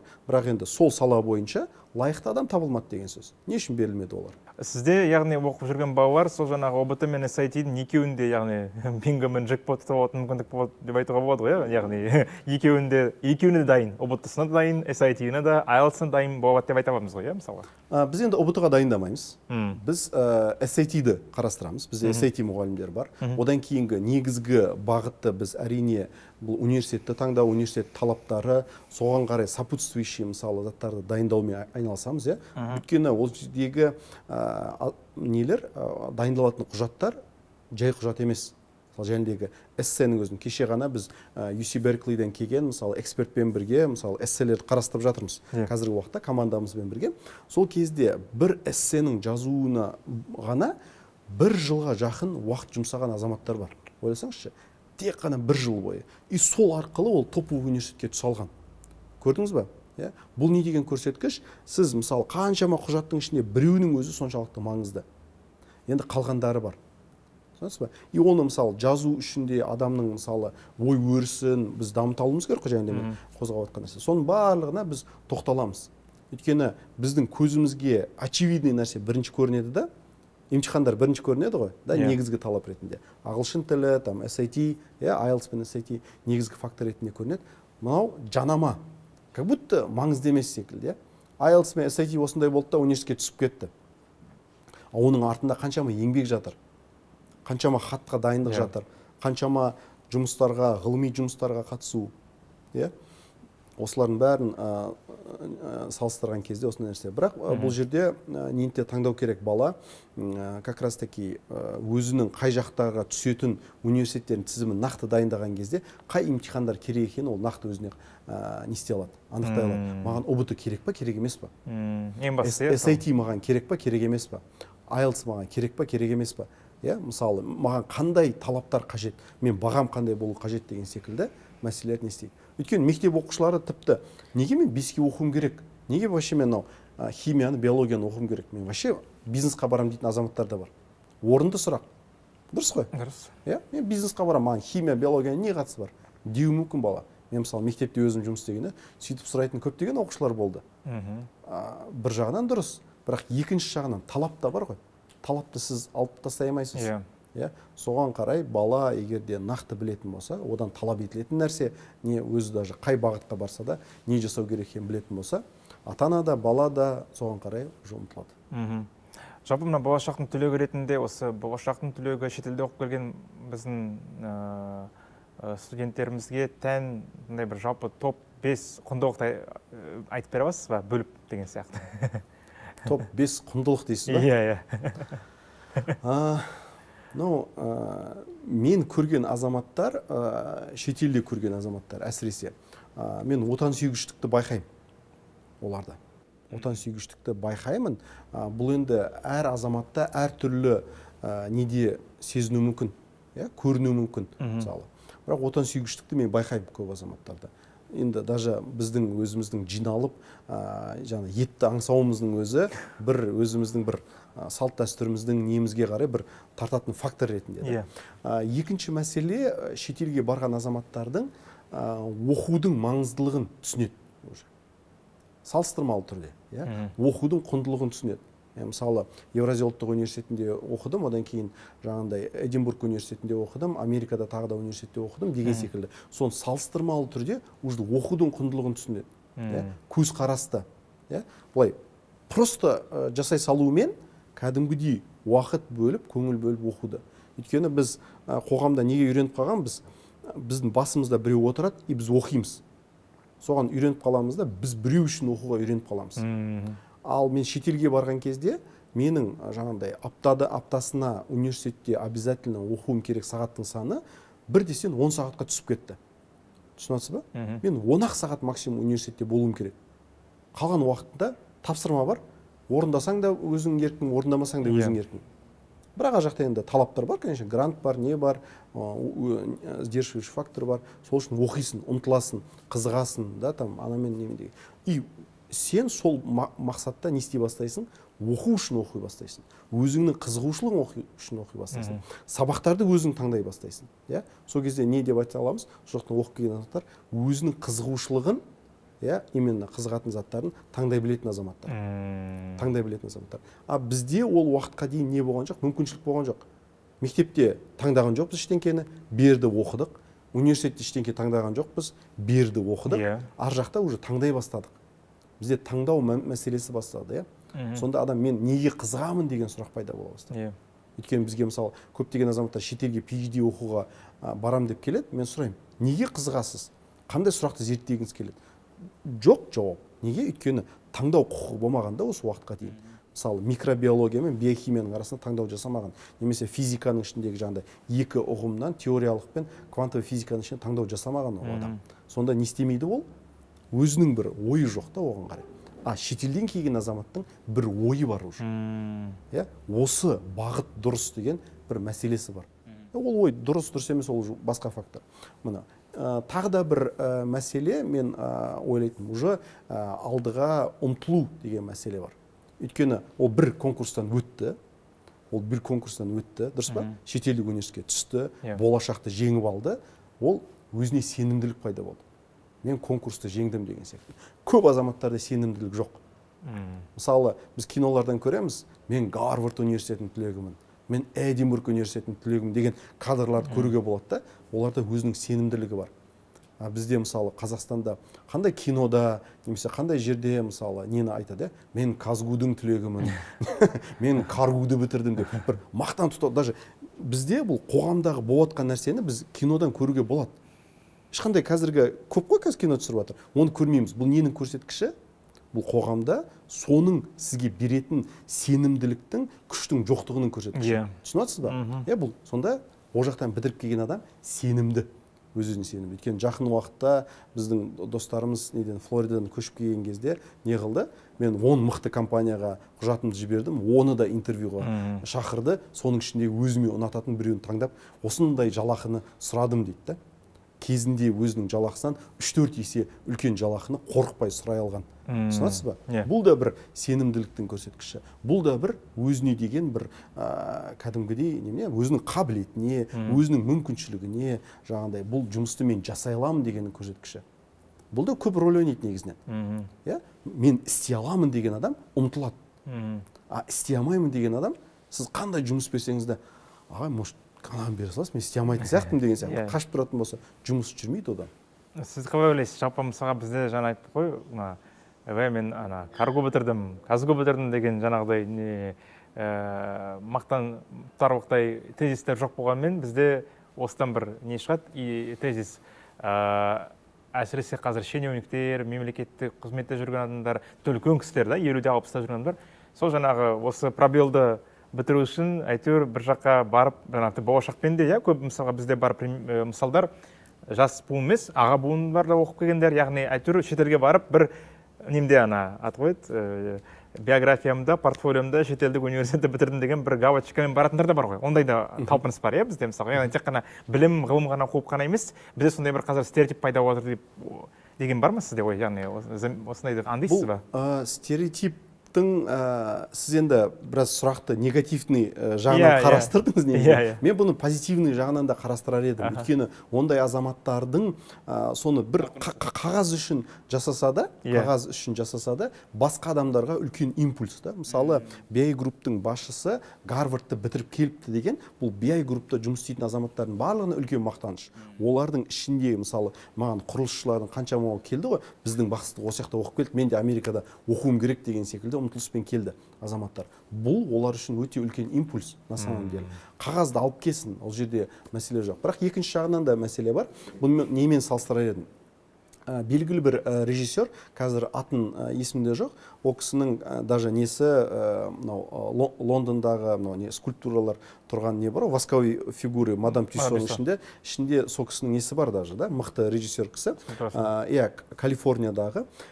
И ол кісі Калифорния Стейт Университиде оқып жатқан кезде екінші курсында кино түсіре бастайды да, мықты режиссер болып кетеді. Сол уақытта мықты режиссер болып кетеді. И сосын барып сабағын тастап кетеді.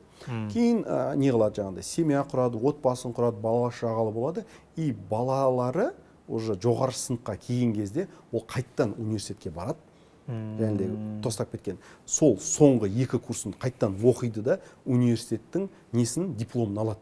Оған диплом керек емес негізінен. Ол уже ондаған, 20-да, жүздеген деп айтып қойған, ондаған мықты картиналарды түсіріп тастаған кісі қазірге дейін уже өте көп туындылар шығарған шығар, 30-40 туынды шығарған. Бірақ сол кездегі ол кісінің сөзі бар. Бұл дипломды маған керек емес уже дейді. Бірақ мен балаларыма көрсеткім келді, то, что диплом алмасам да өмірде жасауға болады емес, дипломның маңыздылығын көрсеткім келді балаларға. Оқу керек. Диплом сенің өмірің бойынша саған жұмыс істемейді, бірақ диплом бұл жердегі университет сені белгілі бір нәрсеге тәрбиелейді. Мысалы, Илон Маск секілді азаматтар айтады, университетке білім алу үшін емес, өзің сияқты алдыға ұмтылған, мысалы, мотивациясы жоғары азаматтармен бірге біліміңді шыңдау үшін бару керек дейді. Өйткені білімді қазіргі уақытта любой жерден оқып алуға болады. Интернеттен оқыра бер. Мықты физик болып кетуге болады, мықты химик болып кетуге болады, айтишник болып кетуге болады. Мысалы, айтишниктерге мүлде диплом керек емес. Бірақ ол айтишник өзін белгілі бір қоғамда дәлелдеу үшін, әсіресе біздің қазақстандықтарға диплом керек.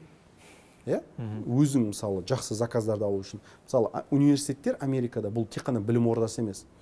Университеттің қабырғасында бизнес парктар болады. Ол жақта кәдімгідей бизнестер болады, компаниялар болады, әртүрлі саладан барып, сол жақта жұмыс істеуге, сол жақта стажировка не болады, немесе өзіңнің стартап компанияң сол жақта ашуға мүмкіншілік бар Америкада. Бұл ненің көрсеткіші? Сіз тек қана оқымайсыз ол жақта, мықты профессорлармен ғана жүрмейсіз, мықты студенттердің ортасында ғана жүрмейсіз, сіз кәдімгідей келешекте өзіңіздің жұмыс істеуге болатын компаниялардың ішінде жүресіз. Бұл сізге кәдімгі алдыға қарай көру импульсы. Мысалы, мен Евразия ұлттық университеті керемет университет, мен оған нем жоқ, сөзім жоқ. Бірақ сол уақытта, мысалы, биотехнология енді ашылып жатқан тұғын, мен өзімнің жаңағыдай группаластарымнан сұраған кезде, кім боласын деп сұрадым да. Биотехнология түстіңдер, 25 адамбыз, 28 адамбыз, кім боласың, қайда барасыңдар?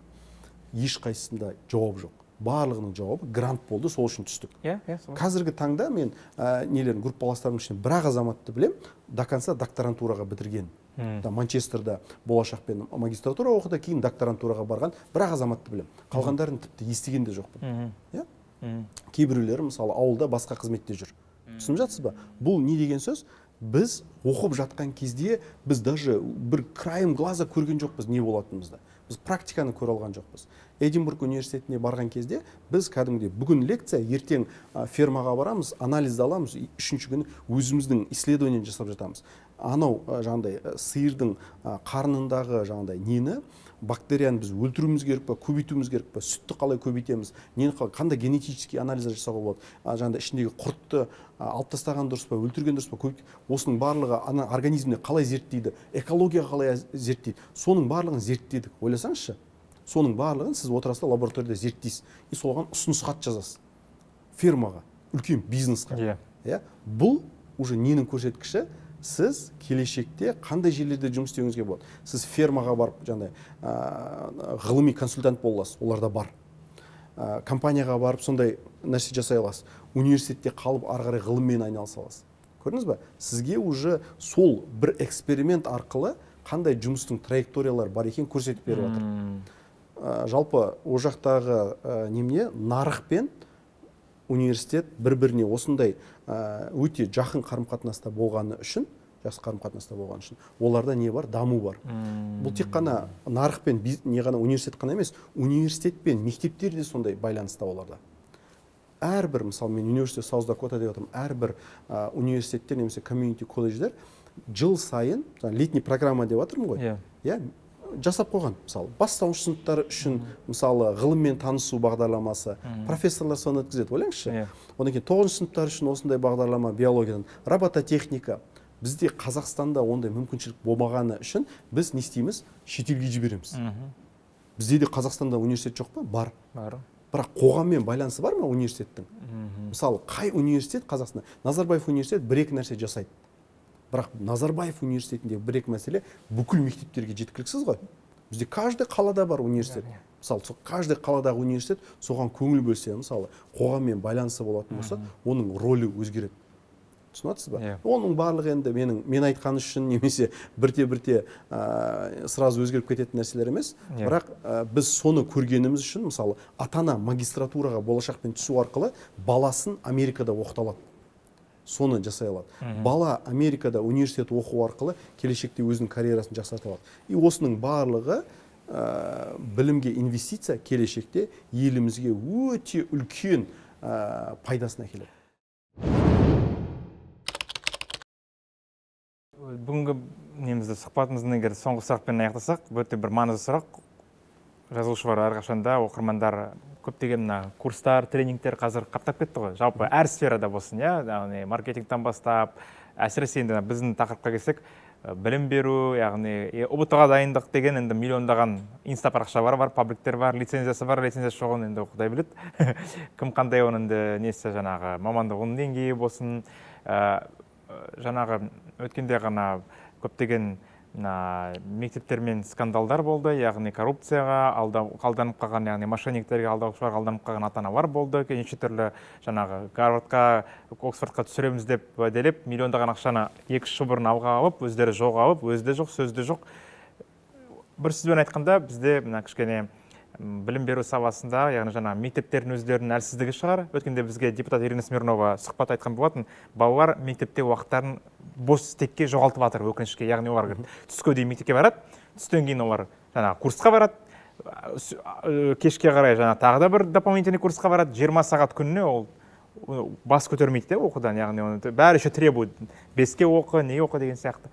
И осыдан шығар жаңағы нәтижесінде бізде тренингтер, курстар қаптап кетті, бірақ енді арасында әрине өте жандай пайдалы, шынымен білім деңгейін көтеруге ынталандыратын мамандандырылған мектептер бар. Осыны қалай ойлайсыз? Осы проблеманы бүгінде қалай шешуге болады? Оның осындай курстардың, пабликтердің көп болғаны дұрыс па, бұрыс па сіздің ойыңызша? Және жекеменшік мектептерге сұраныс жылдан жылға көбейіп бара жатыр. Кеше ғана бірақ бізде үкімет енді айтты, жекеменшік мектептерді қаржыландыру тоқтамыз, төмендеміз деп айтқан болатын. Осы проблемаға сіздің ойыңыз қандай? Енді қаржыландыру мәселесі ол екінші мәселе, оны мен тоқтамай қойын, және проблемаларына да кірмей қойын. Енді ол жерде эксперттердің өздерінің мнениялары болуы мүмкін. Бұл жердегі мәселе қоғамда бұндай сұраныстың пайда болғаны, бұл оң өзгеріс негізінен. Біз бұны дұрыс түсінуіміз керек. Бұл негізі қуантатын жағдай. Кезінде болмаса, өйткені кез келген нәрсе, сұраныс қана соның нәтижесіне алып келеді. Дұрыс қой. Кезінде болмағаны немесе аз болғаны, бұл деген сұраныстың аз болғанының көрсеткіші. кезінде шетелге барғысы келген азаматтар біздің мынау көрші Ресей немесе одан да басқа мемлекеттердегі эксперттерге жүгілетін болды. А қазір өзіміздің шетелде оқып келген азаматтар болғаны үшін, эксперттердің болғаны үшін осындай қоғамда осындай орталықтар пайда болды. Енді бұлардың әртүрлі деңгейлік нелері әртүрлі, бұл да бір мысалы бірте-бірте шетелдегі секілді бізде де ассоциациялар осыны мысалы қадағалайтын орталықтар көбейді деген үміттемін. Потому что мен уже президенттік кадрлық резервте жаңа жиналыс болған кезде сол жерде де ұсындым бірнеше ассоциацияны құрып белгілі бір мәселені қорғайық деген. Шетелде мысалға бұндай проблема жоқ, өйткені проблема енді шетелде де бар бұндай проблема. Ол просто біз оны көре алмаймыз. Мысалы Америкада, кез келген елде бұндай, Канадада, Европада бұндай мәселе бүкіл жерде бар. Бұл қоғамда болатын нәрсе. Бұл кез келген мысалы бизнес болсын, не болсын, барлық жерде әртүрлі орталықтардың болатыны сөзсіз. Енді бұл жердегі бірінші мәселе бар болған жақсы ма, жаман ба? Бар болған жақсы. Екінші мәселе таңдау құқығы пайда болады. Салыстыру и таңдау құқығы пайда болады ата-аналарда. Бұл екінші мәселе. Үшінші мәселе бұл жердегі мысалы шетелге түсетін азаматтардың саны көбейген сайын. Мысалы сізбен және бастапқыда сөйлестік. Бастапқыда елімізде орыс тілді мектептер, орыс тілді қоғам, орыс тілді орта балаларын шетелге жіберетін тұғын. Қазіргі таңда бұл тенденция кішкене өзгерді де, қазақ тілді ортада қолға ала бастады. Бұл өте жақсы немене өзгеріс. Өйткені елімізде ойбай балам құдай сақтасын деп қорқып отырған қоғамнан біз бірте-бірте ашық қоғамға ашыла бастадық. Дұрыс қой? Өйткені мысалы мен өзімнің ата-анамда, жаңа көршілерім барлығының несін білем, пікірін білем. Алысқа баласын жібергісі келмейді көбісі. Мысалы Шымкентте ма? Шымкентте қалсын бала. Өзіміздің технологический тұр ғой деген секілді. Астанада қалсын, Алматыда қалсын деген секілді пікірді, Атырауда қалсын деген пікірдегі ата-аналар көп болды. Бірақ қазір ол Қазақстанның арасында көшіп қонуға мүмкіншілік пайда бола бастады. Одан кейін қазір біз шетелге асылып жатырмыз. Бұның барлығы менің ойымша қоғамдағы оң өзгерістер және бұның орны болу керек. Бірте-бірте соның арқасында жақсы нәтижелер шығады деп ойлаймын. Бұл жерде енді әр ненің ниетін де дұрыс түсіну керек. Мысалы мен өзім жаңағыдай айтып жатырмын ғой, ништада да, КТЛ-да да мысалы өзімде түстім, сол жақта жұмыста істедім. Мысалы критериалды бағалау жүйесінің авторлар құрамына кірдім мысалы да. Бірақ ол кезде мысалы сонымен айналысып кетейін, мен нишқа түсіруге айналысып кетейін, КТЛ-мен түсіруге айналысып кетейін деген еш уақытта ниет болған жоқ. Одан кейінгі мысалы болашақпен барып келгеннен кейін де менде көп азаматтарда ұсыныс болды. Мен тегін көмектестім қаншама уақыт азаматтарға, таныстарыма, достарыма ағылшын тілі материалдарын бүкіл жаңағыдай несіне дейін түсу процесіне дейін көп азаматтарға көмектестім. Бірақ белгілі бір уақытта Америкаға келген кезде бұл уже глобальный бола бастады. Түсініп жатсыз ба? Сол кезде біздің бірдей пікірдегі бірдей азаматтан қосылып бұл мақсатты бастауымыз, өйткені бұл мәселе жаңағы ниш КТЛ секілді мектеп мәселесі немесе бір тек қана қазақ қоғамының мәселесі емес, бұл глобальный. Біздің айтып жатқан мысалы адамның потенциалын дамытып оқуға, жоғарғы оқуға, мықты жерге түсу мәселесі тек қана Қазақстанда емес, дүние жүзіндегі мәселе. Бұл Қытай болсын, Үндістан болсын, Қазақстан, Ресей, Американың азаматтарының өзі барлығы неге ұмтылады? Канаданың азаматтары мықты университеттерге ұмтылады. Біз айттық, значит, біздің де қоғам егерде мықты жерлерге ұмтылатын болса, біз де соған себепкер болатын болсақ, бұл өте біріншіден пайдалы жұмыс, игі жұмыс, қоғамға өте үлкен пайдасын тигізеді, және бұл біздің көргеніміз бойынша ұзақ уақыттан бері өлмей келе жатқан жұмыс.